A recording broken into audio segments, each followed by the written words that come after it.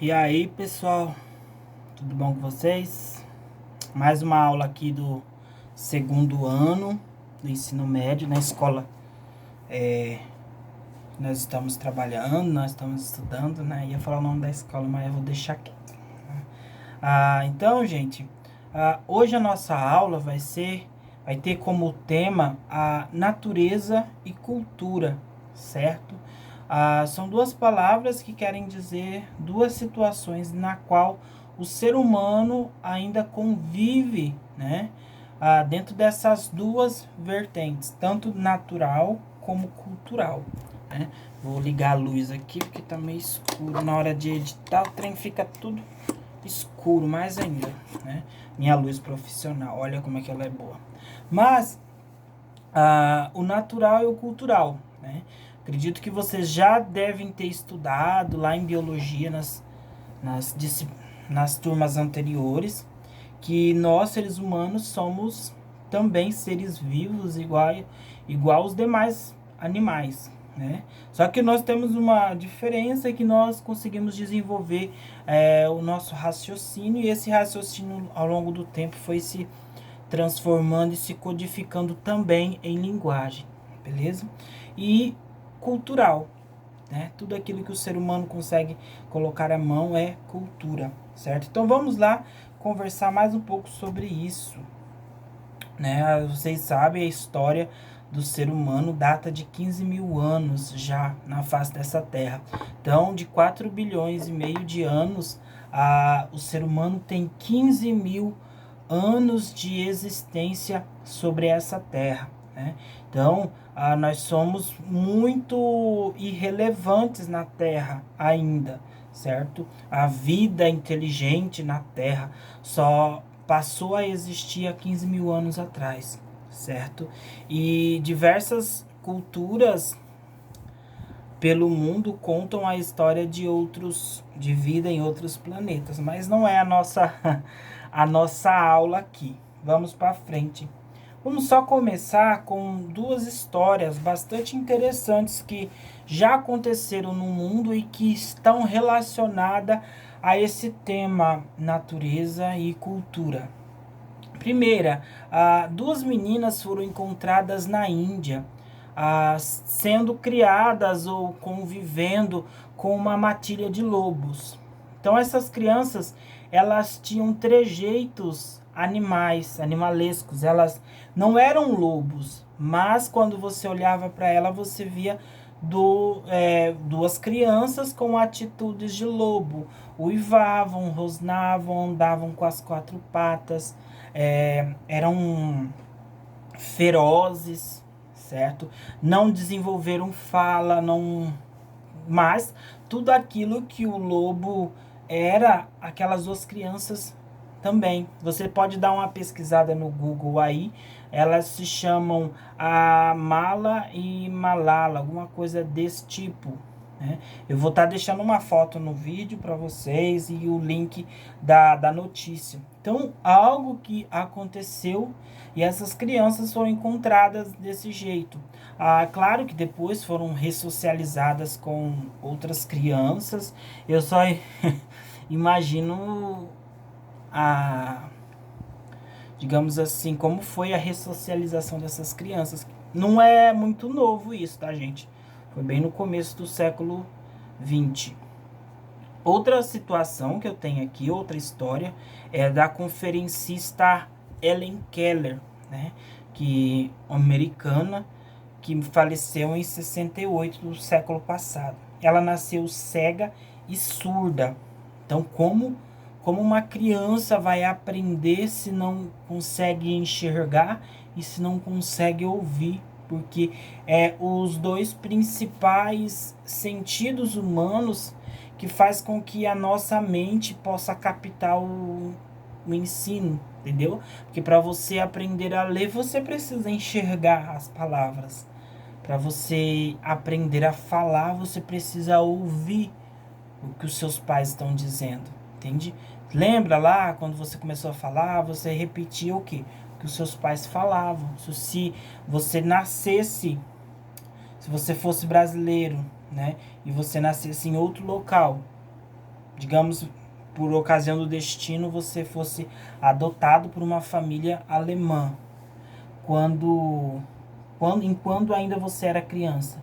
Quando você estivesse na idade de começar a falar, você iria falar o quê? Alemão. Por quê? Porque você estava no convívio com uma família alemã e essa família constantemente estavam falando o quê? Alemão, né? Então você só aprendeu a falar português na sua casa, com a sua família, por quê? Porque eles falavam, entende? Então não é uma questão biológica que você nasce com aquele gene que você vai falar português. Não, o meio em que você está vai interferir na sua linguagem, né? Mas ela encontrou um professor, né, que conseguiu entender e fazer com que ela codificasse as linguagens e ela passou a estudar, passou a ter uma característica, passou a entender aquilo que os professores lhe ensinavam. Então tem vários filmes aí no YouTube mesmo para você poder assistir. Eu vou pedir para vocês assistirem um filme e fazerem uma resenha como atividade, tá bom? Então já vou deixar bem claro, o link do vídeo vai estar em algum lugar, não sei aonde. Provavelmente no arquivo da aula de vocês. Vamos para frente. O comportamento animal. Então, nós vamos falar hoje sobre animal, ser humano, natureza, beleza? Muitas vezes nos surpreendemos com a semelhança entre os humanos e os animais, principalmente aqueles que são mais evoluídos na escala zoológica. Que são quem? Os macacos, os cães, certo? Tal como eles, nós temos inteligência, nós demonstramos amor e ódio, sentimos prazer, dor e sofrimento. Expressamos alegria, tristeza e desejos, além de tantas outras características comuns que descobrimos no convívio com os animais. Então, você tem os seus animais em suas casas e você percebe quando eles estão tristes, quando eles estão com fome, quando eles sentem dor, né? Eles também te entendem, por quê? Porque o convívio faz com que eles entendam os seus movimentos. Então, até no momento em que você vai sair, ele já sabe. Quando você chega, ele tem uma alegria muito grande, certo? O cachorro, ele é um animal depressivo. Se você não der atenção para o seu cachorro, ele vai ficar triste, tá? Então, toda vez que você chega na sua casa, o seu cachorro, ele faz uma festa. Você percebe, o seu cachorro, se o seu cachorro for macho, ele vai correr o quintal inteiro para mostrar para você que ele cuidou do seu terreno. Algumas fêmeas também fazem isso, porque elas cuidam mais da família, a fêmea, né? Os machos, eles são mais territorialistas, então ele vai correr o quintal inteiro para mostrar para você que ele cuidou do quintal, que ele cuidou da sua casa, entendeu? Então é bastante interessante isso. Então os animais, eles têm eles conseguem entender a sua linguagem e consegue também transmitir uma linguagem para você. Os animais, eles não falam, tá? Eles não conseguem, não tem um animal, ser vivo, que consiga falar como ser humano, certo?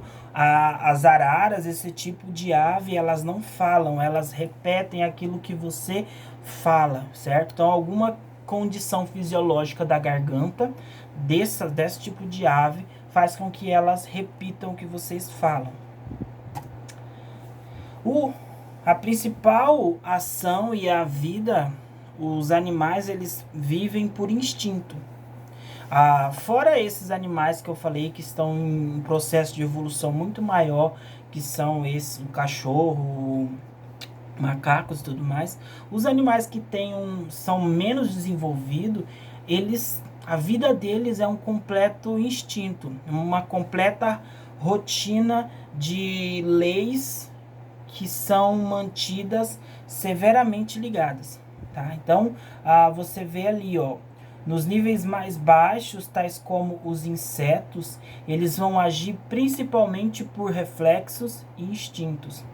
A ação instintiva é regida por leis biológicas, atos que não se renovam, não tem história, salvo no que se refere às modificações decorrentes da evolução das espécies e das mutações genéticas. Então, dentro dessa característica selvagem dos animais, principalmente os insetos, a vida deles ela é regida por leis biológicas, instintivas, ou seja, tem a hora de nascer, de morrer, de crescer, de procriar. Opa, eu falei errado. De nascer, crescer, procriar e de morrer. Muito bem estabelecidas, né? Então, eles têm tudo isso muito registradinho e tal dia sabe que aquele inseto vai morrer ou, digamos, se nenhum outro animal o utilizar como alimento, ele vai morrer, né? Mas, então ele sabe quando eles estão em perigo, porque a ação instintiva dele faz com que eles se protejam. Ele sabe a hora da morte, ele sabe tudinho. Isso são leis rígidas, né? Então você não vai ver lá um inseto falando bem assim, hoje eu vou, eu não vou reproduzir, tá? Os animais não tem dessa. A fêmea entrou no cio, né? Vai reproduzir do mesmo jeito. Não tem anticoncepcional para animal, certo? Então, por isso que se fala que são leis rígidas, biológicas rígidas, certo? Em contrapartida, os atos instintivos ignoram a finalidade da própria ação. Em contrapartida, o ato humano voluntário é consciente da finalidade. Então, aquela imagem dos desenhos da Disney, né? Quando vocês eram crianças, ou na época que eu era criança também, aquela imagem dos animais lá na casa da Branca de Neve cantando, falando. E aí, bro, como é que tá a vida? Isso nunca existiu e não vai existir, tá? Então, lá dentro da mata, entre os animais, não existe esse diálogo que nós temos um com o outro, tá? O diálogo entre os animais é aquele diálogo objetivo, é aquele diálogo baseado em leis biológicas bastante rígidas, tá? Eles não têm uma linguagem como a gente tem, tá? Então, o que eles, principalmente, é baseado no instinto deles? Eles nascem, eles sabem, tem leis específicas quando é para se alimentar, quando é para se proteger e quando é para acasalar, tá? Então, essas leis, elas são muito rígidas. Você não vai ver eles pensando na vida, né? Vou parar aqui no alto do monte para pensar na vida, né? Tô com ódio, querendo bater nos meus filhos. Eu não quero saber da minha esposa, não quero saber do meu marido. Isso não existe na natureza, tá? Por quê? Porque eles estão baseados em leis biológicas, né? Então é hora de nascer, nasce o filhote. É para crescer, então estão crescendo. É para se proteger, instintivamente eles sabem quando estão em perigo, né? Por quê? Por causa dos sentidos dos animais, que são milhões de vezes muito mais apurados do que os nossos, tá? Então eles sabem quando o inimigo está por perto, eles sabem quando eles estão em perigo, tá? A hora de acasalar também, a fêmea exala um feromônio na atmosfera, e todos os machos que estão ao redor, né, eles sentem esse cheiro e vão até ela. Claro, cada tipo de animal trabalha de uma certa forma. Tem aqueles animais que são mais independentes, quando estão na hora de acasalar, eles se juntam. E tem aqueles que andam em bando, onde tem um macho somente e várias fêmeas. Aí, quando a fêmea está no cio, é aquele macho que fecunda ela. E quando aparece um outro macho ali na quebrada, no território, geralmente dá uma briga ali, porque eles são muito territorialistas. Todo macho na natureza é territorialista. Então, isso tudo que eu estou falando para vocês é para explicar que na natureza o que predomina não é a linguagem, não é o raciocínio lógico, é o que? O instinto, certo? Quando acasala, quando morre, quando a fêmea procria, ela se torna a protetora daqueles filhotes. Alguns animais são assim. Então ela se torna muito mais agressiva porque ela tem que manter a espécie, ela tem que proteger aqueles filhotes para que eles se tornem adultos mais fortes, né? Então ela vai de qualquer maneira fortalecer as suas defesas para proteger aquele filhote, certo? Então veja como funciona cada tipo de animal, cada sistema dos animais. Vamos pra frente que eu tô falando demais e tem muita coisa para ver. O uso da inteligência. Ao contrário da rigidez dos reflexos e instintos, a inteligência dá uma resposta ao problema ou a situação de uma maneira improvisada e criativa, né? Então, a inteligência ela não é rígida, ela é flexível. Então, ela consegue dar uma resposta a determinado problema de uma maneira mais flexível, mais objetiva, né? A linguagem, o limiar humano. Os animais também têm certo tipo de linguagem. Por exemplo, as abelhas, elas criam, elas fazem um tipo de dança para mostrar para as outras onde elas encontraram o pólen, né? O cachorro também consegue expressar emoção por sons que nos permite identificar medo, dor, prazer. O cão rosna por instinto, né? Então ele sabe quando ele está sendo ameaçado, então ele rosna para o quê? Para intimidar o adversário. Mas ele entende o seu dono pela inteligência, mediante a aprendizagem por reflexos, certo? Então, aquela ideia que os animais não são inteligentes não procede.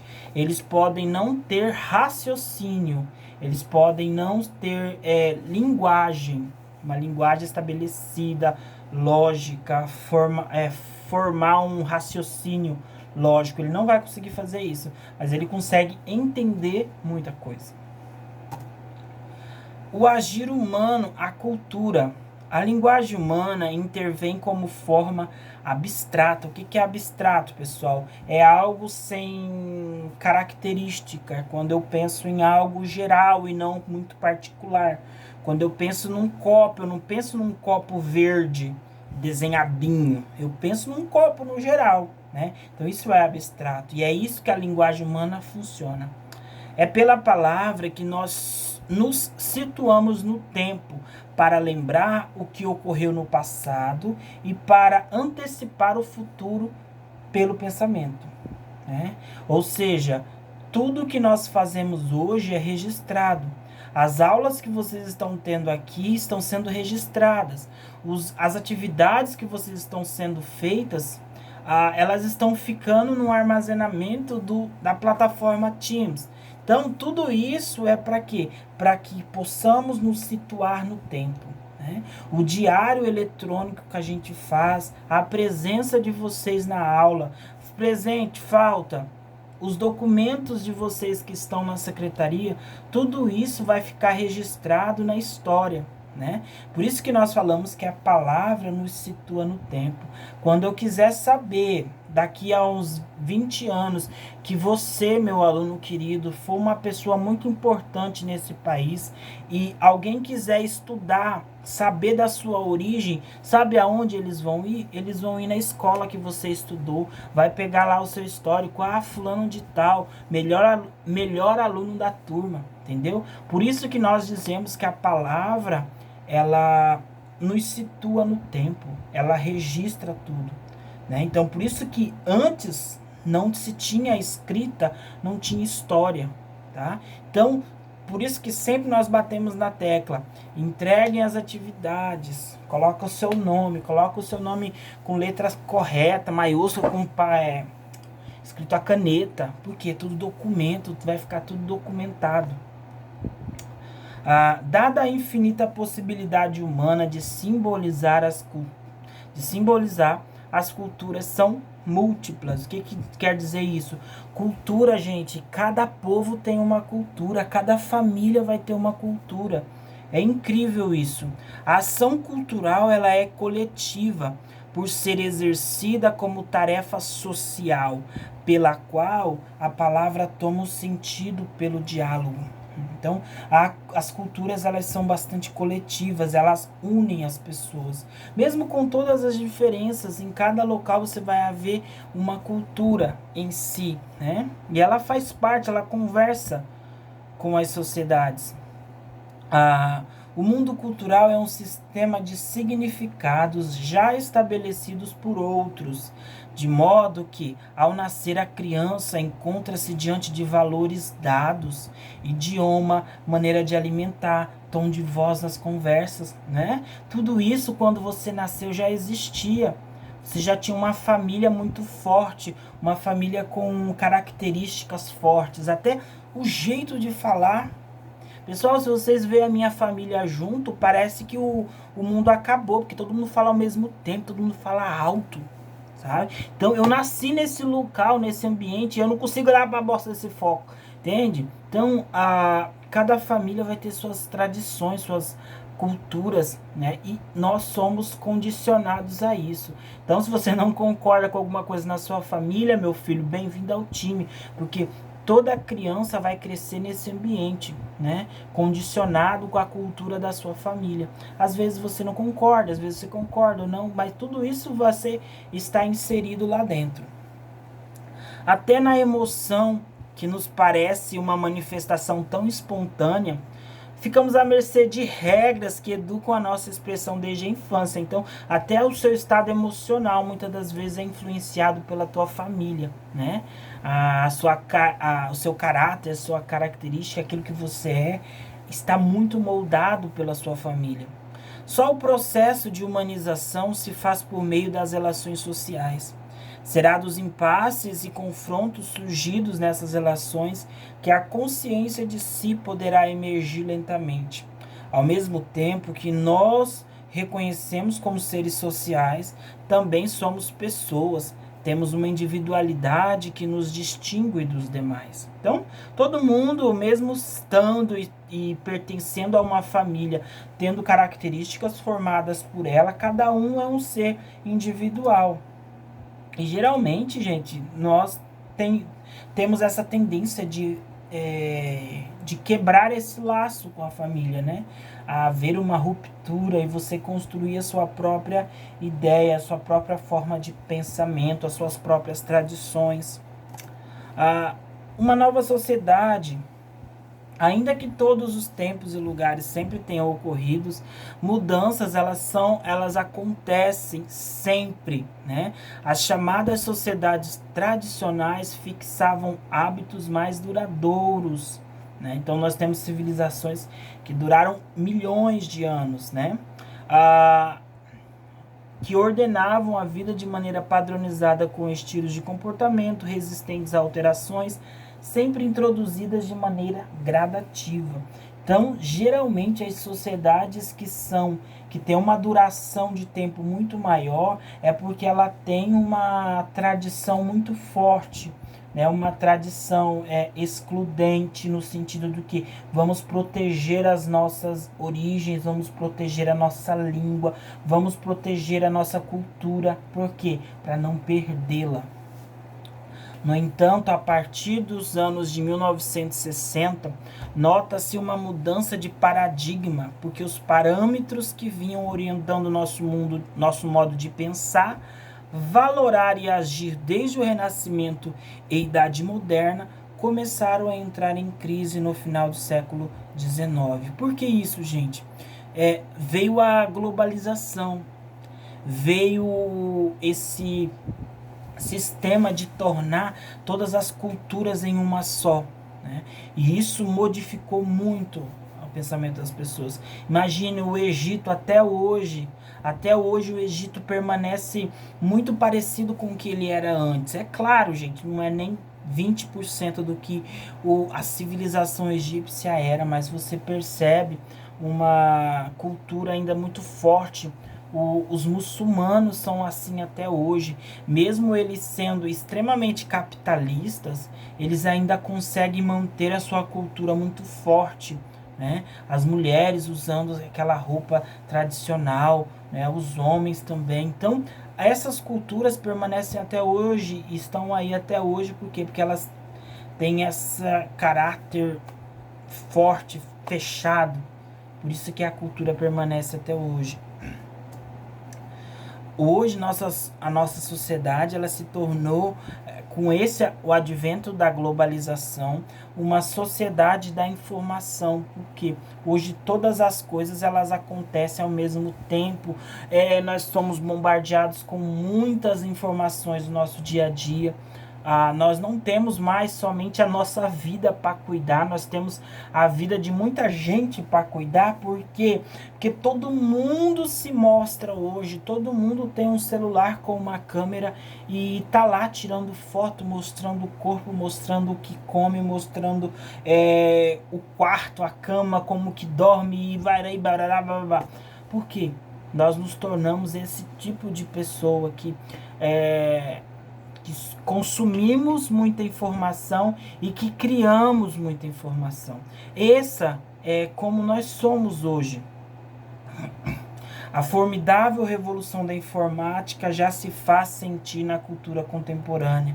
Imaginemos a mudança de paradigma que representou a Grécia Antiga, a introdução do alfabeto fonético, e no Renascimento, que significou a democratização do saber, pela invenção dos tipos móveis, engenhos que deu início à era da imprensa. Na contemporaneidade, os textos que circulavam nos livros, revistas e jornais se integraram às imagens e aos sons, primeiro pelo cinema e pela televisão, depois por todos os canais que as recentes descobertas tecnológicas tornaram disponíveis no campo da automação robótica e microeletrônica. Então veja quanta mudança a humanidade já passou de 200 anos para cá. Imagina a quantidade de mudanças e a quantidade de problemas que causamos também. Estamos vivendo a era da sociedade da informação e do conhecimento, uma sociedade em rede.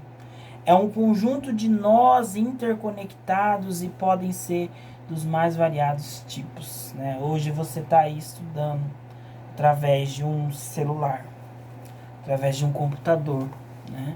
Estamos conectados com uma internet muito ruim, mas estamos conectados. Vivemos em rede hoje. Nós sabemos de tudo sobre todos, né? Hoje as redes elas são muito fortes, muito importantes, porque até dinheiro circula nelas, né? Hoje nas redes circulam pessoas, circulam dinheiro, circulam bens de produção, bens duráveis, bens não duráveis, circulam ideias, ideologias são colocadas nas redes e nós compramos ou não, né? Então tudo hoje é esse fluxo. Por que tudo isso? Por que eu estou falando desse tipo de coisa? Para dizer para vocês que nós, seres humanos, estamos inseridos dentro desse processo. Nós saímos do meio natural, né? Saímos lá do meio selvagem para o caminho da comunicação, para o caminho da linguagem. O texto de vocês, ele traz essa questão. Será a linguagem o divisor de águas entre o ser humano e a natureza? Porque a natureza ela não consegue desenvolver um diálogo, ela não consegue criar uma história. Você vai na mata agora, a natureza continua intacta, continua do mesmo jeito, não é? Daí você passa a andar, faz esse exercício, Perceba quanta mudança já aconteceu no seu bairro mesmo, na rua que você mora, na casa que você mora. Quantas mudanças já ocorreram ali? Provavelmente a casa foi pintada, provavelmente a casa foi construída novamente, a rua onde você mora pode ter sido pavimentada, né? Então todas essas alterações elas acontecem, certo? Eu lembro quando eu estudava na escola que vocês estão hoje, era tão diferente do que ela é hoje. E olha isso, não faz 10 anos que eu saí da escola de vocês. E já houve tanta mudança. Então, a cultura, o ser humano, ele sempre está construindo a história dele, a história da humanidade, né? E tudo aquilo que o ser humano coloca a mão, ele se torna cultura, se torna arte, né? Então, quando nós vemos essas discussões em relação ao que é cultura e o que não é cultura, é muito simples. Aquilo que é cultura é o quê? É aquilo que o homem mexe. Tudo aquilo que o homem coloca a mão é chamado de cultura. Mesmo não sendo moral, né? Mesmo sendo algo errado, algo fora dos padrões éticos e morais, né? Mas é cultura, certo? Então, eu até tenho um exemplo bastante simples para vocês. O meu pai, ele cria galinha para botar ovos, né? E ele tinha aquelas galinhas poedeiras que você dá ração para elas e elas comendo aquela ração é cheia de hormônio, faz com que ela bote ovos, mesmo não havendo um galo. E logo depois ele trouxe algumas galinhas caipiras, né, que são mais magras, não são tão fortes como as outras, mas são galinhas caipiras, tem uma resistência muito maior, come menos e tudo mais. Só que é muito simples, é muito fácil você observar o conceito de cultura nisso. Por quê? Quando você mora numa fazenda ou numa casa na cidade e tem galinhas caipiras, você tem uma criação de galinhas, né?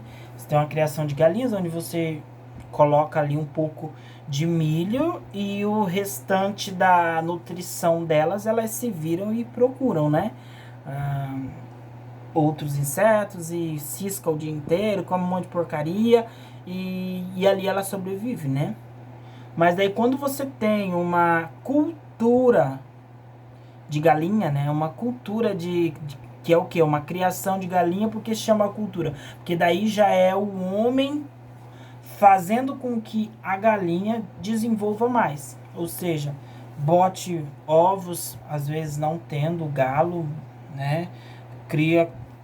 Compra um tipo de ração que faz com que ela consiga botar mais ovos e ovos mais existentes e ovos maiores, né? E isso tudo é uma cultura. Por quê? Porque o ser humano ali está modificando. Você pega uma galinha de granja e compara com uma galinha caipira, você vê diferenças. Por quê? Porque uma é o ser humano mexendo em toda a estrutura e toda a genética daquele animal para que ele possa servir à sociedade, né? Já a galinha caipira não, ela tá ali, né? Vim para isso só, entendeu? Então ela vai botar ela bota se tiver galo, né? Se não tiver, ela não vai botar. Nem sei, nem cria galinha, nem sei se é isso mesmo. Mas a galinha de granja não, ela já tem todo um preparo, um cuidado para que ela possa botar. Nisso vai também nas grandes plantações. Por que nós falamos cultura de café? Por quê? Porque o ser humano está ali modificando as plantas para que elas possam produzir mais café, certo? Então, pessoal, é isso a nossa aula. Espero que vocês tenham compreendido, pelo menos uns 20% que eu falei aqui, porque eu falei demais. A nossa aula é sobre natureza e cultura. Nós vamos falar ainda bastante. Tem o texto para vocês lerem. Tem as questões para responderem, certo? Então, vamos lá. Qualquer coisa me chama, me grita, que a gente vai tentar ajudar vocês, certo? Tchau, obrigado.